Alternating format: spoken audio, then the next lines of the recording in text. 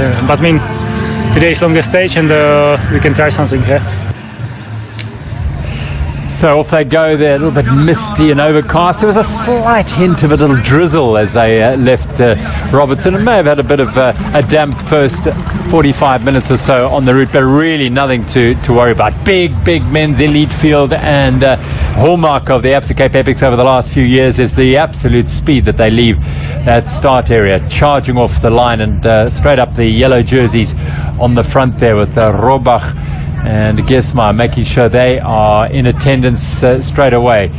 So a real battle here. You heard there Jaroslav Kolhavi, maybe we'll try something today. Seldom these guys give anything away at the start there, but that is as good as you're going to get from these guys. Yes, we might try something today.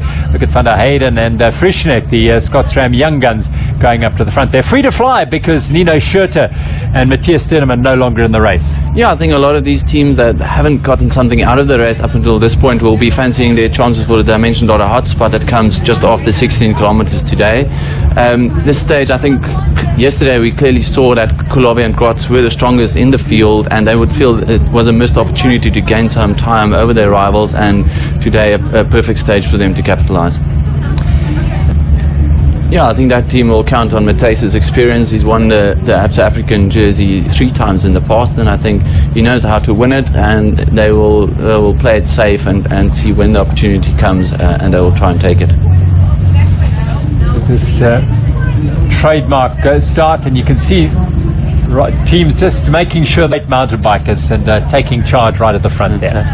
Yeah, we can see them. This is the top half of the Peters Express climb, and it's very steep. You can see the field strung out on this climb. And this is an illustration of what the weather was like up there. This is Dimension Data hotspot, so a little bit misty, but damp as they crested the Dimension Data hotspot, and then came flying off. What's the descent like off this?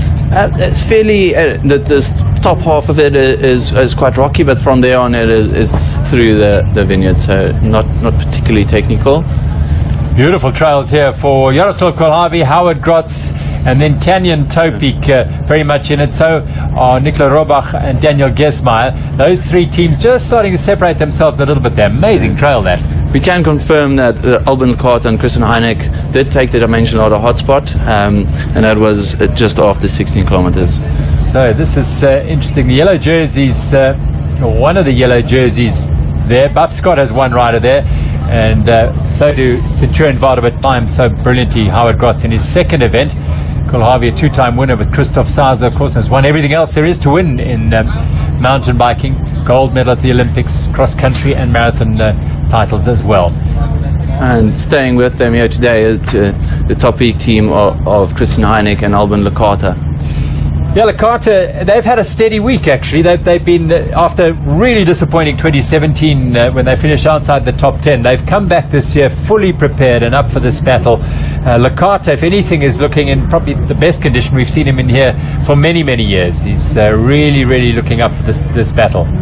Yeah, and you get the sense that as the days go by, they're riding themselves into the race and staying up with the leaders today, and is proof of that. That's where they are. They started today, the Canyon Topik team in 4th place, some 5 minutes and 48 seconds off the lead. So if they can hang on to the wheels of Investec Songo Specialized just by staying with him, they are going to improve their hopes of moving on to the podium ahead of Centurion Vada, who were just less than a minute ahead of them on GC. So they are closing in on that, and on the road I would think pretty much glance over his shoulder for the former Czech champion.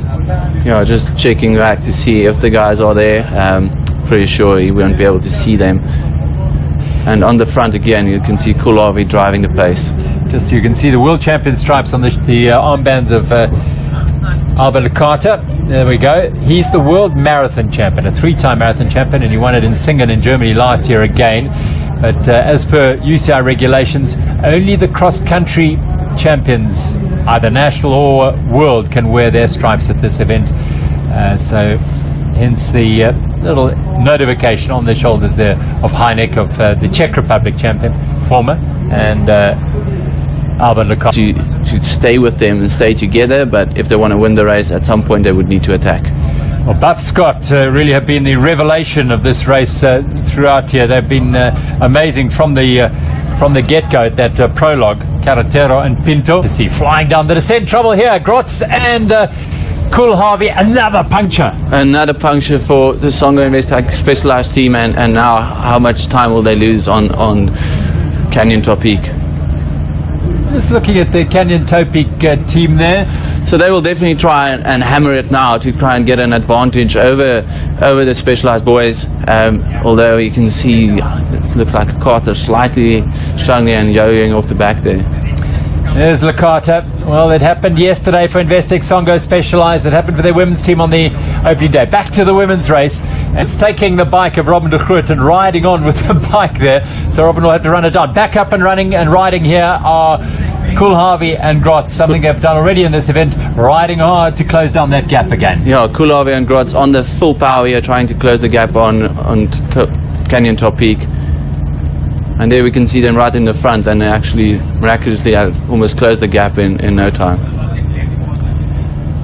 So, yeah, the amazing repair job done by this pair. They've had to do it time and time again. Of course, Coolharvey taking the role as the senior statesman in this team. Yeah, immediately Coolharvey goes to the front and sets the pace, and Grotz just tucks in. There we go. A little nudge from Coolharvey, who has just immense power. There are few riders in this field who carry his power. Look at that. They're back up with Canyon Top Peak. Credit to Investec Songo Specialized, all back together again. And no doubt Canyon Top Peak are thinking, oh my, what are we going to do to try and get rid of them? On board now with Stefan Sam and the live UE bike on the Land Rover Technical Terrain. I think this is the water point at Ney. It's also the second spectator point of the day, and that comes just after the Land Rover Technical Terrain section of the day, the Choose Your Own Adventure section. Well, it looks as though Robin de Groot might just be having a problem there, and well, I can tell you. So news from the route is that Grotz fell off in a fairly technical, tricky, sandy section, and Coolharvey had to pull him back onto try and make up the ground. So they have lost a bit of ground here.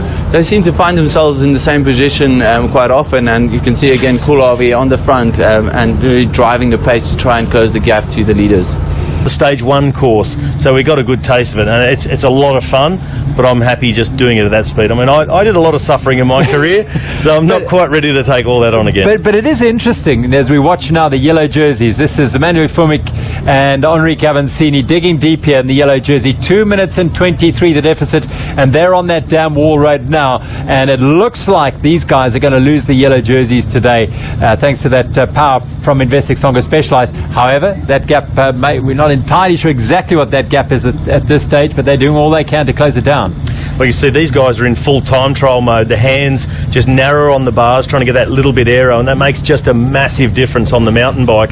But it's funny, and I've felt it myself. You come off the trails and onto a sealed surface, it feels like you're a bit bogged, because the mountain bike tyres tend to grab a lot onto the asphalt. It's really tough riding, but these guys will have to rely, I think, on a little bit of cat and mouse amongst the front two teams to see who's going to win the stage. But Coolharvey and Grotz, they know. We're delighted. They're into the finish area now. Alban Lakata and Christian Heineck, they'll turn that last left. It's stage 3. It's 122 Ks, and stage winners, Canyon Top Peak into Worcester. They've taken the win ahead of Investec Songo Specialized. Very, very strong riding indeed from about a minute.